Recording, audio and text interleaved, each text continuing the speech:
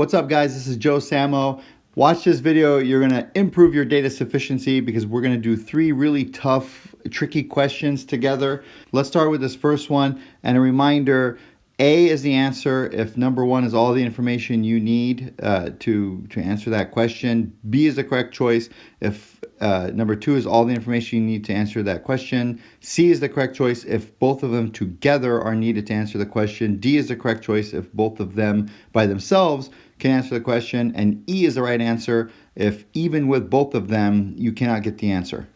So give this a shot on your own. Hit the pause button, then we'll do it together. I hope you tried it on your own. Let's do it together. It says if x is an integer greater than 0, that means x is greater than 0. It's a positive number and it's a whole number because it's an integer. What is the remainder of x when it's divided by 4? So what they're asking is when x is divided by 4, what's the remainder? For example, if x is 4, 4 divided by 4 is 1 with 0 remainder. If x is 5, then it's 1 with a remainder of 1. If x is 6, and 6 divided by 4, it would be 1 with a remainder of 2. And if x is 7, right, it would be 1 with a remainder of 3. If x is 8, it would be 1 back to remainder of 0. All right, that's kind of just explaining that. Number 1 says the remainder is 3 when x plus 1 is divided by 4. So we have x plus 1. When x plus 1 is divided by 4, the remainder is 3. So what numbers do we have that are divided by 4 where we get a remainder of 3? When we did it here, we said 4, the remainder is 0. 5, the remainder is 1. 6, the remainder is 2. 7, the remainder is 3. Because 7 divided by 4 is 1 with a remainder of 3. So x plus 1 can equal 7. What else could it equal? 8 would have a remainder of 0. 9 would have a remainder of 1. 10 would have a remainder of 2, right? Because 10 divided by 4 is 2 with a remainder of 2. 11 divided by 4 is 3 with a remainder of 3. You see the pattern, right? 15 divided by 4 would be 3 with a remainder of 3. So it looks like x plus, So it looks like x plus 1 has to equal 7 or 11 or 15 or 19, right? Or I guess 23, 27. We don't have to go on forever. We could just notice the pattern. Now, if x plus 1 can equal 11, then x could equal 10, right? Because then 10 plus 1 is 11. You divide it out by 4, you get a remainder of 3. If x plus 1 equals 15, then x could equal 14. If x plus 1 equals 18, if x plus 1 equals 19, then x could equal 18. If x plus 1 equals 23, then x could equal 22.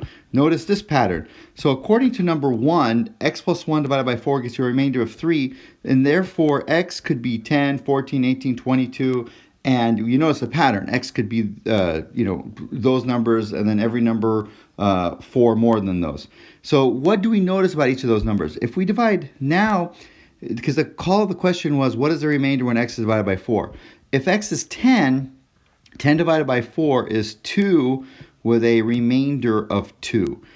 Okay, if x is 14, 14 divided by 4 is 3 with a remainder of 2. If x equals 18, 18 divided by 4, 4 goes into 16 4 times, so it would be 4, and then we have a remainder of 2. If x is 22, then it would be 5 with a remainder of 2. So what do we notice here? Everything is like 26.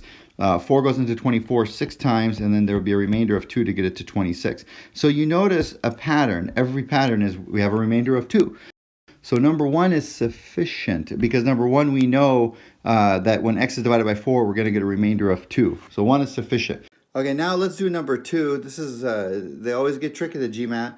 Number 2 says the remainder is 0 when 2x is divided by 4. So when 2x is divided by 4, the remainder is 0. So we got to think, what are possible numbers that when divided by 4, the remainder is 0? Okay, 4 can work because 4 divided by 4 is 1 with a remainder of 0.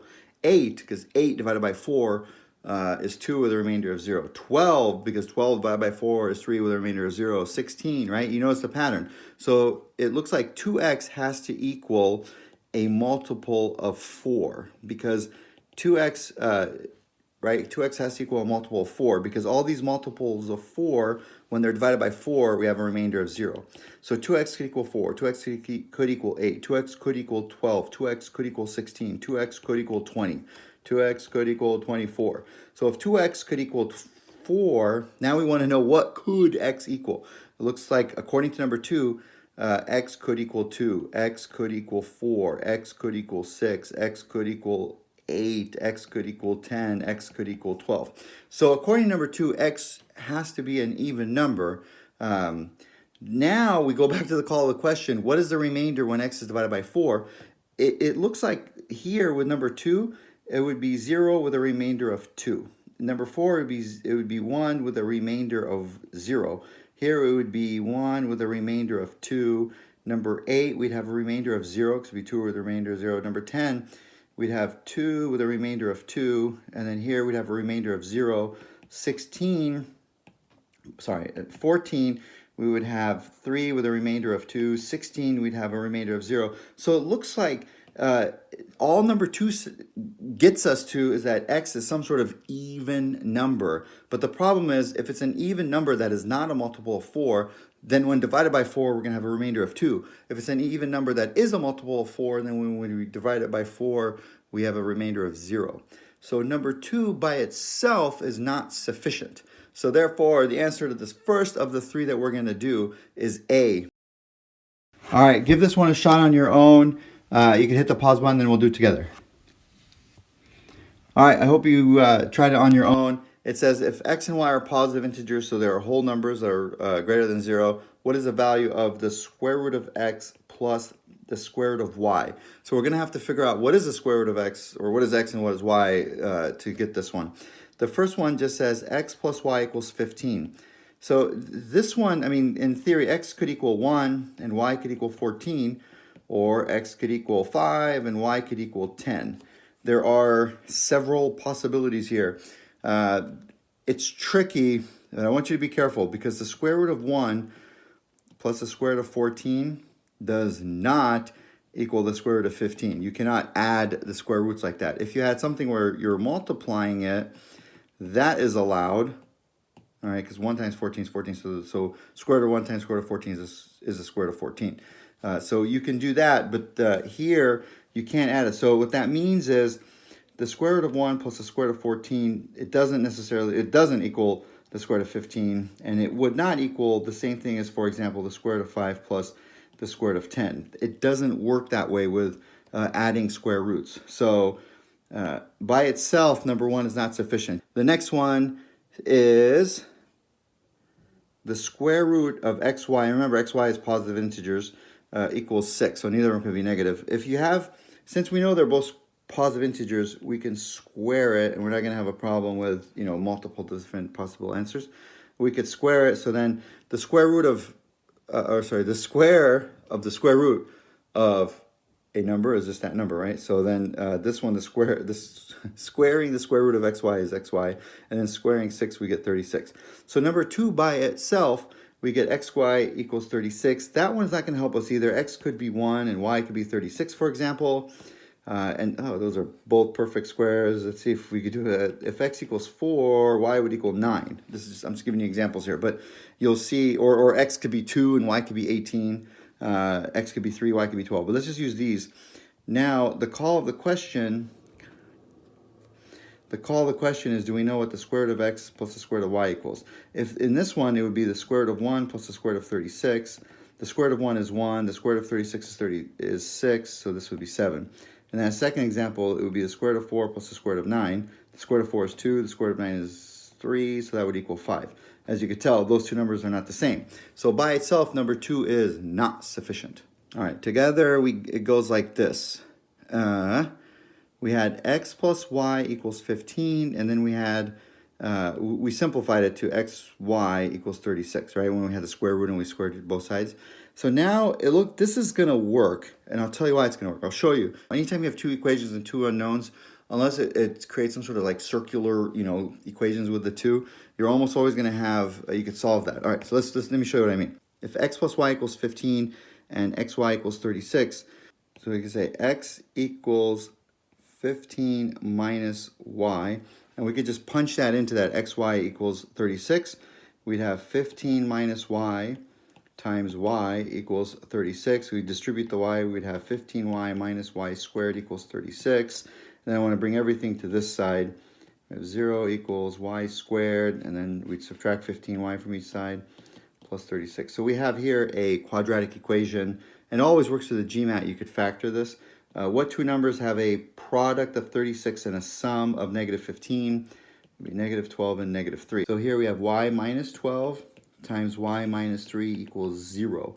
So y could equal 12 or it could equal 3. Now if y, because then it's told us x plus y equals 15. If y equals 3, then x equals 12. And if y equals 12, then x equals 3. So it seems pretty clear that x and y, one of them has to be 12 and one of them has to be 3. So we go back to the call of the question, square root of x plus square root of y. What does that equal? And then it could be 3 or 12. So it looks like we're going to get square root of 12 plus the square root of 3. Or we could have the square root of 3 plus the square root of 12. Because we're not multiplying one of them by 2 and the other one by 1 or something weird like that, it doesn't matter what order it is. So we could answer that. Square root of 12 plus the square root of 3. Only together are they both sufficient. The answer is C like Charlie. All right. Last one. Try this one on your own and then we'll do it together. All right, so here we go. We have, is xy even? Now, how the heck could we get an even product? An even product would be if we multiply an odd times an odd, for example, 7 times 11. 7 times 11 is 77. Anytime we multiply an odd by an odd, we would get an odd number.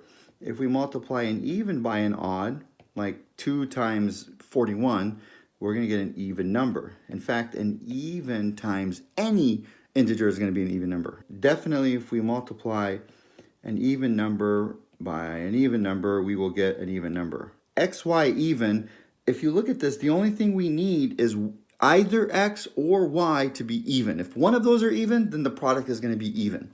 Let's look at that first one. The first one says x squared plus y squared minus 1 is divisible by 4. So looks like x squared plus y squared minus 1 is going to equal a multiple of 4. It's going to equal 4, or it's going to equal 8, or it's going to equal 12, or it's going to equal 16, or it's going to equal 20, right? So if this number minus 1 is going to equal a multiple of 4, if we add 1 to each of these numbers, then we're going to get x squared plus y squared is going to equal 5, or it's going to equal 9, or it's going to equal 13, or it's going to equal 17, or it's going to equal 21, so on and so forth. We see a pattern. It's going to be some number been added by 4. So, boom, bada, boom, this is where it gets fun. All right, and if you look at this, x squared plus y squared equals 5, what they're telling us then, how do we get two numbers that add up to an odd number? If we have two numbers that add up to an odd number, right? If, for example, if we have a 7 plus 11, those are two odd numbers. But when we have two odd numbers, we get an even. So an odd plus an odd equals an even. The only way we're going to get an odd, right? An even plus an even is always going to equal an even. Okay? The only way we're going to get an odd number is if we have an even number plus an odd number. Like something like, let's say 6 plus 7. That would be an odd number. All right? So if we go back to this, we have x squared plus y squared. X squared plus y squared has to equal an odd number. If that's the case, we cannot have x squared and y squared be odd, because an odd plus an odd will equal an even. So therefore, one of these numbers have to be even. All right? X squared or y squared, and one of them has to be odd. All right? I better hurry because the Apple Pencil is running out. So one of them has to be even and one of them has to be odd. If that's the case, then, for example, x squared, or one of them has to be even. The only way, when we square an even number, we get an even number, and when we square an odd number, we get an odd number. So it appears that x or y, one of those two suckers, has to be even. So if we go back all the way up here, my friends, if one of those have to be even, then the product of xy has to be even. Okay, so 1 is sufficient. Number 2, a little easier, number 2, x plus y is an odd number. The only way we're going to get an odd number, if we add an odd plus an odd, like 7 plus 13, we get an even number. And if we add an even plus an even, we get an even. The only way we get an odd sum is if one of the numbers is odd and one of them is even, in some sort of, either order, obviously. So if x plus y equals an odd number, then x or y has to be, one of them have to be even, okay, and then the other one has to be odd. Nonetheless, as long as one of them are even, then the product of x and y, as long as one of them are even, will be an even number. So 2 is sufficient. 1 is sufficient, 2 is sufficient. Answer is D. All right? If you want to get better data sufficiency, which I know you do, let's do it. If you want to get better data sufficiency, do this one right here. Boom, boom, boom. Do this one right here. This guy. Do it, do it, do it, do it, do it. And you will get better at data sufficiency. Let's keep the party going.